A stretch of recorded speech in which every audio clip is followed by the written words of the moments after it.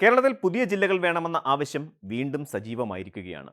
പുതിയ ജില്ലാ രൂപീകരണ ആവശ്യം ദീർഘകാലമായി ചർച്ചയിലുള്ള ഒരു വിഷയമാണ്.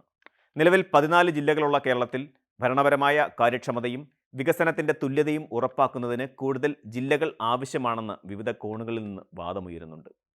ഇതിൽ പ്രധാനമായും 3 പുതിയ ജില്ലകളുടെ രൂപീകരണത്തിനാണ് ശക്തമായ ആവശ്യമുയരുന്നത്. അതിലാദ്യം തിരുവനന്തപുരം ജില്ലയുടെ തെക്കൻ മേഖലയിൽ നിന്നാണ്.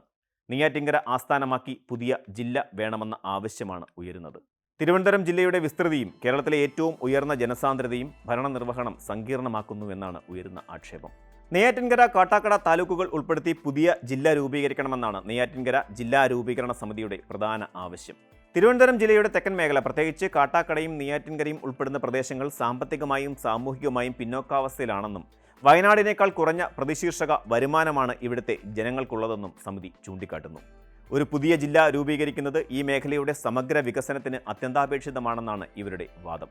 MLA കെ ആൻസലൻ ഉൾപ്പെടെയുള്ള ജനപ്രതിനിധികളും 1,00,000-ഓളം പേർ ഒപ്പിട്ട ഭീമഹർജിയും ഈ ആവശ്യം ഉന്നയിച്ച് മുഖ്യമന്ത്രിക്ക് സമർപ്പിച്ചിട്ടുണ്ട്.